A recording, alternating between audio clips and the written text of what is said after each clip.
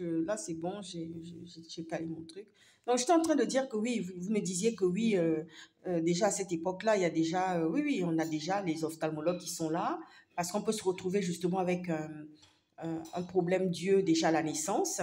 Donc, on regarde, ah oui, on regarde tout, on check tout, on fait... Je pense que ce bilan-là Mhm. avait lieu le lendemain. Je sais que quand j'étais petite, j'avais fait une carte de santé, ils ont fait un ensemble De check. d'analyse, etc. Oui, mais ça, c'est une époque très ancienne. Pointeur. Oui. Ça, c'est une époque lointaine où il n'y avait pas encore... oui, les choses se sont beaucoup, énormément dans les années 90. Parce que moi, j'ai fait mes études, c'est dans les années 90 où j'ai commencé à faire mes études de médecine. Ensuite, j'ai choisi quelques années après la spécialité de l'ophtalmologie pédiatrique. Et je travaillais dans un service, là, juste pas loin, là, dans la rue, au centre Abadi. Oui, voilà. Vous êtes bordelaise? Moi, ça fait 3 ans, mais je suis passée devant plusieurs fois. Voilà, vous êtes passé devant. Oui. Donc, j'habitais juste en face. Il y a un hôtel, juste une résidence hôtelière. Il y a une résidence hôtelière. Quand vous prenez la rue Pauline Kergomar, quand vous la prenez, cette rue Pauline Kergomar, vous avez comme ça sur la droite, le centre Abadi, qui est un centre qui est relié au centre hospitalier de Bordeaux. Bon, maintenant, il y a un grand pôle, il y a un grand pôle ophtalmologique parce qu'ils ont tout déménagé dans les années 90 où moi, je faisais mes études de médecine et quelques années après, 96, 97, où je faisais ma spécialité d'ophtalmologie. Le service était encore là et ensuite, ils ont déménagé parce qu'ils ont construit un grand pôle d'ophtalmologie à l'hôpital Pellegrin. Voilà. Donc, du coup... non, juste dans la rue Pauline Kergomar, il y a des appart-hôtels. C'était les Lauréades. Maintenant, c'est Studéa. Ah, c'est Studéa. Voilà. Oui, vous voyez? Oui. Bien sûr, bien sûr. Et à l'époque, c'était les Lauréades, quoi. Les appart-hôtels, maintenant, ils ont transformé ça en... Exactement. En étudiants. Oui. Les locations pour les étudiants. Mais à l'époque, c'était déjà les Lauréades, appart-hôtel, studio, mais qui n'étaient pas forcément dédiés aux étudiants. Mais il y avait toutes sortes il y avait une clientèle très huppée, des étudiants en médecine, justement, qui étaient, qui voulaient vraiment vivre là. Donc, moi, mes parents avaient choisi, comment on appelle ça, les Lauréades. Donc, j'étais juste en face de l'hôpital. Je savais qu'à traverser une rue et me rendre rapidement à l'hôpital pour faire mes études et ensuite, après, ma spécialité. Donc, c'était un grand service parce qu'il y avait aussi le service des ados. On était vraiment très... Ah oui, on était dotés. C'était vraiment... c'était une technique dans les années 90 jusqu'à plus tard. Parce que ça commençait les années 90. On avait un professeur, le professeur Vérin. Et donc, voilà. Donc, on allait déjà dans les maternités. On était déjà présents dans les maternités, pour voir déjà dans les journées, les soirées, tout ce qui se passait déjà dans les moments-là. Après l'accouchement, ah ben oui, parce qu'on pouvait être aussi appelé, on pouvait être aussi appelé si on constatait justement qu'il y avait quelque chose à la naissance ou à la...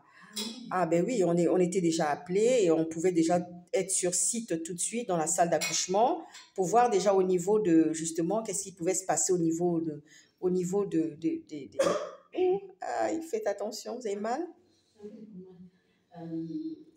Ma question est, mais je pensais que pendant plusieurs semaines, les yeux des bébés étaient floutés. Oui, parce que tout simplement, oui, ils sont floutés, mais on regarde, on voit déjà. C'est-à-dire qu'on peut déjà justement détecter. Il y a ce côté flouté justement de la naissance qui permet que la vision n'est pas encore bien fixe. Voilà, c'est ça.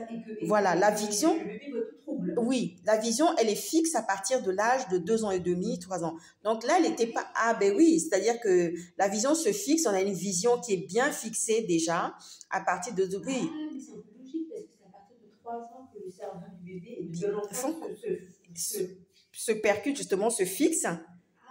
Et oui, et qu'on a déjà justement le regard qui commence à... Voilà. Mais quand ils sont bébés comme ça, rien n'est déterminé. Nous, ce qu'on cherche à savoir, c'est de savoir si vraiment il n'y a pas quelque chose de pathologique, il n'y a pas quelque chose qui puisse arriver à ce moment-là. Voilà. Donc, c'est un peu ça, quoi. Non, dans les années 90, déjà, il y avait 90, enfin, 97, 95, 96, 97, parce que moi, j'ai eu ma fille dans ces années-là. D'accord. Et donc, déjà, on regardait déjà au niveau Oui, je fixais déjà. Maintenant, même d'ailleurs, avec toutes les technologies qui ont vraiment évolué, on voit des enfants qui fixent déjà, qui fixent. Ah ben oui, on a des enfants qui fixent bien, qui vous regardent. Et on peut vraiment chercher déjà, on peut déjà passer justement le doigt au niveau de leurs yeux pour voir déjà un peu ce qui se passe. Est-ce que, ouais, oui, oui, oui. Donc, c'est pour dire que vraiment, là, les technologies ont énormément évolué. On a tout le staff qui est là réuni. Bon, surtout quand c'est une grossesse à problème. Quand on a une grossesse difficile, une grossesse où il y a déjà des thématiques, il y a déjà de la problématique qui se fixe déjà sur cette grossesse-là. Donc déjà, on regarde tout, quoi. Voilà. Vous n'êtes pas bien. Non, j'ai fait un soin aujourd'hui énergétique, donc ça remue un peu. Ça remue un peu partout dans tous les sens. Hein. C'est tout qui sort actuellement. Oui, tout sort, tout revient à la surface. Oui, coup de barre, coup de fatigue, on a envie de... Exactement. Et en plus, on n'a qu'une seule envie le soir, c'est on dort bien à ce moment-là.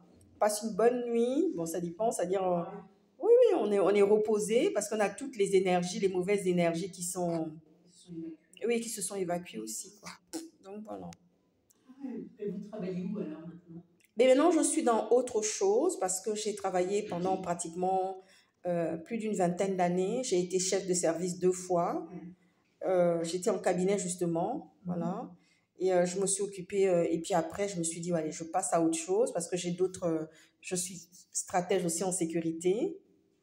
Ouais, je suis profiler aussi. Profiler. Comme à la télé? Oui, comme dans les films américains, je suis profiler aussi. Alors attendez.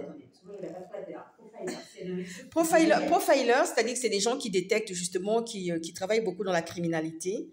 Dans tout ce qui est dans la criminalité, on a des recherches, on a des regards, voilà, on travaille un peu avec tout ce qui est dans la criminalité justement. Voilà, donc je ne vais pas trop rentrer dans les détails, mais enfin, on nous prend en général pour des médiums, mais on n'est pas des médiums. Les profilers ne sont pas des médiums. Les profilers, c'est des gens qui ont un don très développé, qui ressentent les choses, qui voient les choses, c'est-à-dire que quelque chose, par exemple, dans une enquête qui traîne, quelque chose qu'on n'a pas vu, quelque chose que les enquêteurs n'ont pas vu, à ce moment-là, lui, le profiler, lui, il a déjà détecté certaines choses et peut même encore donner davantage d'éléments pour pouvoir justement faire davantage de recherches dans une enquête. Comment vous pouvez expliquer comment d'ophtalmologue vous êtes passé à profiler? Ah, ben parce qu'on est toujours dans le regard. On est toujours dans le regard. Déjà, l'ophtalmologue, c'est quelqu'un qui regarde dans les yeux. Le stratège en sécurité, c'est quelqu'un qui est toujours dans le regard. D'accord. Et la protection.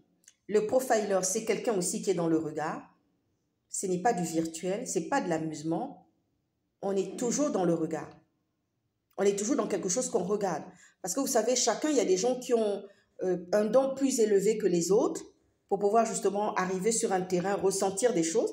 Il y a un ressenti, il y a des choses qu'on ressent et il y a aussi comment dire ça, le côté professionnel aussi de ce qu'on est qui nous permet aussi de faire plus que les autres sur une scène de crime par exemple. Vous voyez ce que je veux dire? Ou avec des criminels. Vous voyez ce que je veux dire?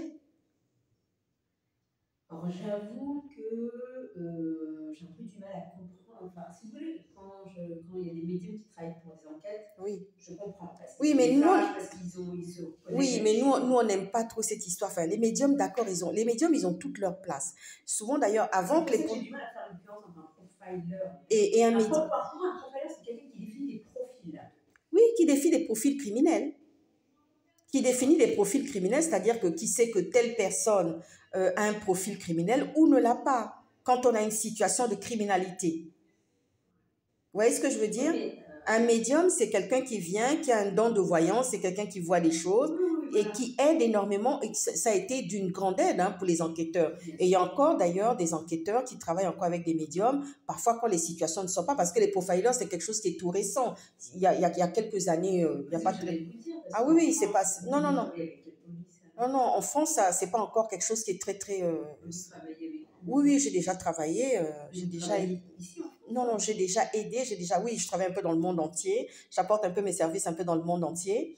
Mais j'ai déjà eu à travailler avec des services ici. Donc, voilà quoi.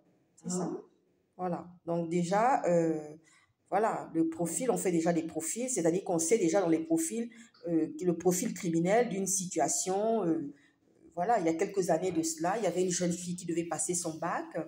Elle avait déménagé avec sa famille et quand elle a déménagé avec sa famille, il s'avère que elle est allée faire un footing, un jogging quelque part. En allant faire son jogging, il s'est avéré qu'elle a rencontré un marginal au moment où elle était en train de faire son jogging. vous n'êtes pas à Paris, c'est ça? Oui, c'était du côté, c'était pas à Paris, mais c'était dans une zone pas très loin de la fond. Donc, il y a eu un problème et les gens ont eu du mal quand même à mettre la main sur ce marginal, quoi. Est-ce que vous voyez ce que je veux dire, en fait? Attendez, je réponds là.